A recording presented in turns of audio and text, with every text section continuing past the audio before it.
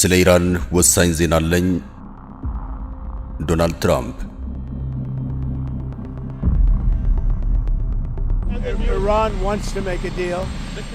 ፕሬዚዳንት ዶናልድ ትራምፕ ትናንትና ሁለት በነጩ ቤተ መንግሥት ጋዜጠኞች ጋር ቀጠሮ አስይዘው ነበር።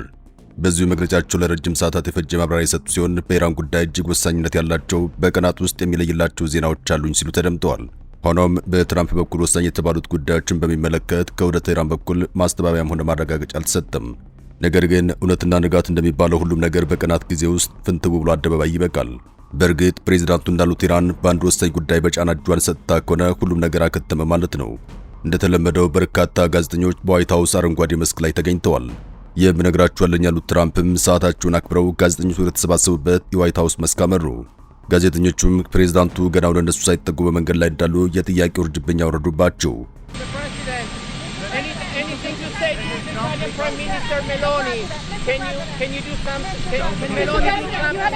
ፕሬዚዳንቱ በዋነኝነት በወቅቱ ኢራን ጉዳይ ላይ ትኩረታቸውን አድርገው በርካታ ሌሎች ርዕሰ ጉዳዮችን በማንሳት ማብራሪያቸውን ሰጥተዋል። ከሰሞኑ ከሮማው ካቶሊክ ሊቀ ጳጳስ ከተናገሩትና ውዝግብ ካስነሳው ጉዳይ ጋር በተያያዘም ስለ ኢራንና ስለ ሊባኖስ፣ ስለ እስራኤል፣ ስለ ነዳጅና ስለ አክሲዮን ገበያ ጉዳይም በተመለከተ ፕሬዚዳንቱ በርካታ ጥያቄዎች ተነስተውላቸዋል። በእነዚህ ላይም ምላሻቸውን ሰጥተዋል። ፕሬዚዳንቱ በርከት ያሉ ጥያቄዎች የቀረቡላቸው እሳቸውም ቢሆን ሰፋ አድርገው ምላሻቸውን የሰጡበት ነጥብ የኢራን ወቅታዊ ሁኔታን የሚመለከቱ ነው ታይቷል። ስለ ጦርነቱ፣ ስለ ተኩስ አቁም ስምምነት፣ በቀጣይ ስለታሰቡ ጉዳዮች እንዲሁም ኢራን በቀጣይ በሚኖሩ ድርድሮች ባትስማማ ምን ሊከተል ይችላል በሚሉ ጉዳዮች ላይ በርከት ያሉ ጥያቄዎች ተነስተው ትራምፕም ዘርዘር ያሉ ምላሾቻቸውን ሲሰጡ ታይተዋል። በአንዳንዶቹ የፕሬዚዳንት ትራምፕ ምላሾች ላይ የለም ትራምፕ ዋሽተዋል ያልተባለ ብለዋል በሚል ትችት ሲቀርብባቸውም ተሰምቷል። ያም ሆኖ ግን ፕሬዚዳንቱ ከኢራን ጋር በቀጣይ ሁለተኛ ዙር ድርድር የሚኖር መሆኑን አመላክተው ድርድሩ የማይሳካ ከሆነ ግን ጦርነቱ እንደሚቀጥል ላሳውቃቸው እወዳለሁ ሲሉ ተደምጠዋል። I would say the fighting, if there's no deal, fighting resume.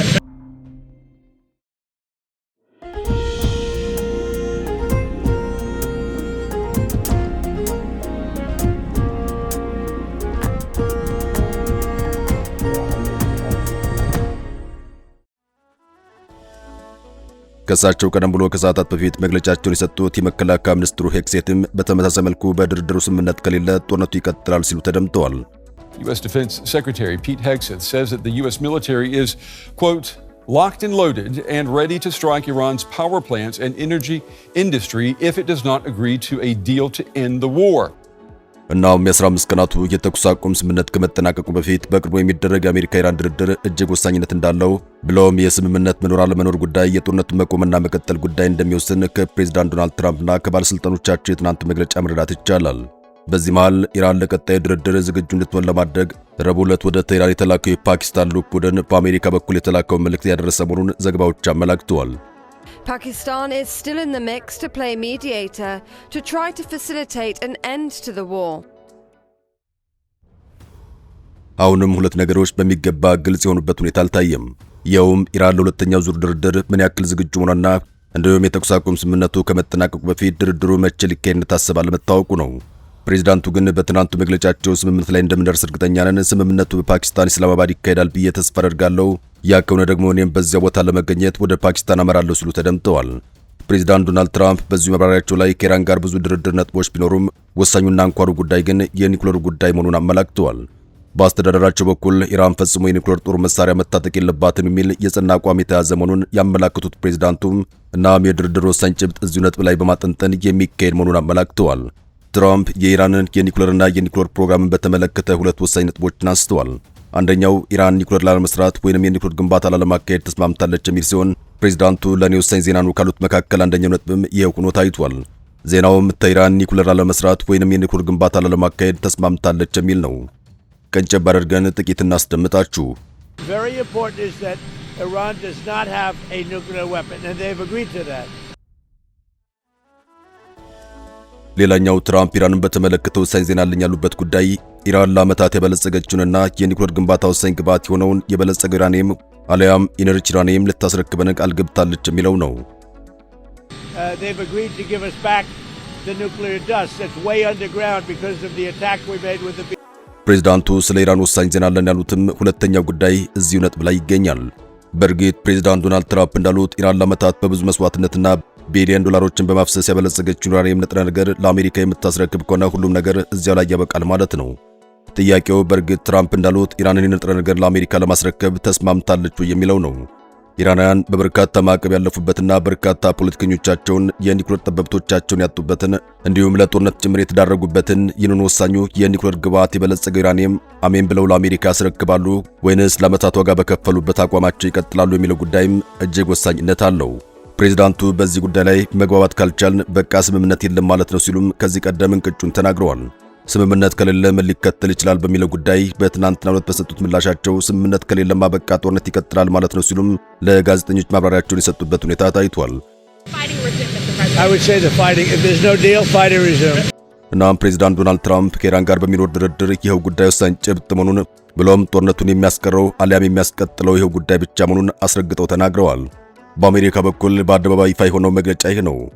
አሁን ደግሞ በግልጽ በአደባባይ ወጥቶ በዚህ ጉዳይ ላይ የኛ አቋሚ ነው በሚል በተብራራ መልኩ በኢራን በኩል የተነገረ ሁኔታ የለም። በእርግጥ ከዚህ ቀደም ቅድመ ጦርነት በጄኔቫ በተካሄደው ድርድር በአሜሪካ በኩል ያበለጸጋችሁትን የኒኩሌር ግብዓት ዩራኒየም ማስረክቡን የሚል የመደራደሪያ አቋም ተይዞ ነበር። ከወራት በፊት በዚያው ሰሞን ከሲቢኤስ ጋር ቆይታ ያደረጉት የኢራን የውጭ ጉዳይ ሚኒስትር አባስ አራግቺ በሰጡት ማብራሪያቸው የለም አናስረክባችሁም፣ አስፈላጊ ከሆነ ግን የበለጸገው ዩራኒየም ደረጃ ለኒኩሌር ጦር መሳሪያ ግብዓትነት ሊውል በማይችልበት ደረጃ ዝቅ ማድረግ እንችላለን የሚል ምላሽ እንደሰጡ ተናግረዋል። በነገራችን ላይ ከኢራን ኒኩሌር ድርድር ጋር በተያያዘም አንደኛው ተደራዳሪ ራሳቸው የውጭ ጉዳይ ሚኒስትሩ አባስ አራግቺ ናቸው። እና በሁለቱ ሀገራት የኒኩሌር ድርድር ጉዳይ ነገሩ ባለበት ቆሞ ወደ ጦርነት የተገባው አስረክብ አላስረክም በሚለው ጉዳይ ነው።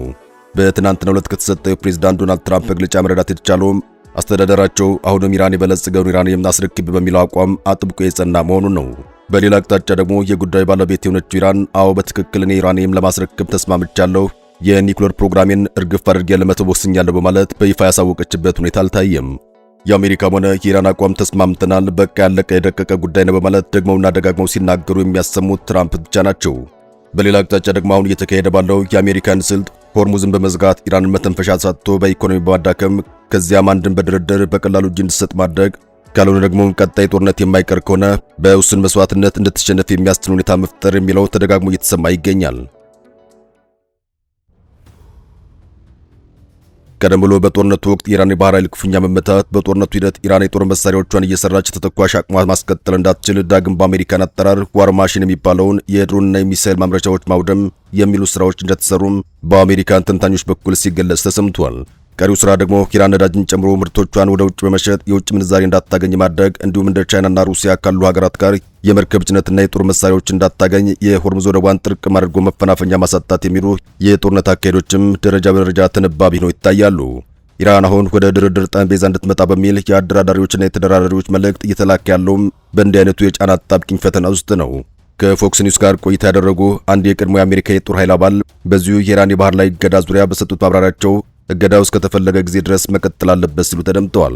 በእገዳው ላይ በአንድ መልኩ ጠላትን መተንፈሻ ስናሳጣ፣ በሌላ መልኩ ደግሞ ተጨማሪ የጦር መሳሪያዎችና ተተኳሾችን በማጓጓዝ ራሳችንን እናዘጋጃለን ሲሉ ተደምጠዋል። በዚህም ድርድር የሚባለው ነገር የማይሳካ ከሆነ ከተዳከመ ጠላት ጋር ተፋልመን ድል እናደርጋለን ሲሉ ማክለዋል። Okay, because we're going to continue this blockade into the future as long as this takes. So, meanwhile, we're reloading, rearming, and preparing to start the bombing. The bombing starts here in another week if there's no further negotiations. ጥያቄው በዚህ ጦርነት አሜሪካኑ በድርድር ሆነ በውጊያ አሸናፊ ሆኖ ለመውጣት ካሰቡ በኢራን በኩል በእርግጥም ታስባል የሚለው ነው።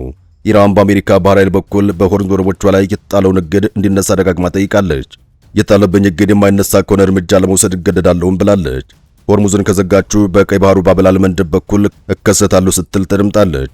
በእርግጥ እስካሁን ባለው የሁለት ሳምንታቱ የተኩስ አቁም ስምምነት ተከትሎ በኢራን በኩል የታዩ ወታደራዊ እንቅስቃሴዎች የሉም።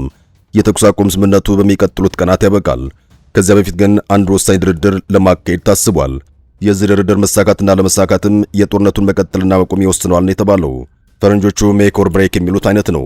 ትራምፕ የተኩስ አቁም ስምምነቱ ከመጠናቀቁ በፊት በመጪዎቹ 2 እና 3 ቀናት ድርድሩ ይካሄዳል ተብሎ እንደሚጠበቅ ጭምር ጠቁመዋል። የመጀመሪያው ዙር ድርድር አሜሪካ ባለ 15 ነጥብ የመደራደሪያ ሐሳብ ብሎም ኢራን ደግሞ ባለ 10 ነጥብ የመደራደሪያ ነጥቦች እንዳቀረበች አይዘነጋም። እነዚህ ሁሉ የመደራደሪያ ነጥቦች ባሉበት ሁኔታ የአሜሪካ ትኩረት በኢራን ኒውክሌር ጉዳይ መሆኑን ፕሬዝዳንት ዶናልድ ትራምፕ ደግመውና ደጋግመው ሲናገሩ ተደምጠዋል። ፕሬዝዳንቱ ምን ያክል ሌሎች በርካታ የመደራደሪያ ነጥቦች ቢኖሩም ወሳኙ ነጥብና ንቅንቅ ልልበት የማልችለው ጉዳይ የኒውክሌር ጉዳይ ነው ሲሉ ተደምጠዋል። ይህንንም በትናንቱ መግለጫቸው ጨምረው ከዚያ በፊት በነበሩ መግለጫዎቻቸውም ሲናገሩ ተደምጠዋል። ፕሬዚዳንት ዶናልድ ትራምፕ ደግመውና ደጋግመው ኢራን የኒውክሌር ጦር መሳሪያ መታጠቅ የለባትም በማለት ከተናገሩባቸው በርካታ ንግግሮች መካከል ጥቂቶቹን እናስታውስ። ለ10 ዓመታት የነበረው የአሜሪካ አቋም ኢራን ኒውክሌር እንዳይኖራት ነው። For decades, it had been the policy of the United States never to allow Iran to obtain a nuclear weapon. Many decades. የኒውክሌር ጦር መሳሪያ የሚባል ነገር አይኖርም። ወሳኙ ነጥብ ያለው እዚህ ጋር ነው። We've got to have no nuclear weapons. If we do, that's a big factor. ከዓመታት በኋላም ቢሆን ኒውክሌር እንድታጠቅ አይፈቀድም። We have a statement, very powerful statement, that they will not have beyond 20 years, that they will not have nuclear weapons. የኔ ምርጫ ችግሮችን በዲፕሎማሲያዊ መንገድ መፍታት ነው። ነገር ግን የዓለማችን የሽብርተኝነት ቁጥር 1 ስፖንሰር ኒውክሌር ጦር መሳሪያ እንድታገኝ አልፈቅድም። My preference is to solve this problem through diplomacy. But one thing is certain, I will never allow the world's #1 sponsor of terror, which they are by far, to have a nuclear weapon. Can't let that happen.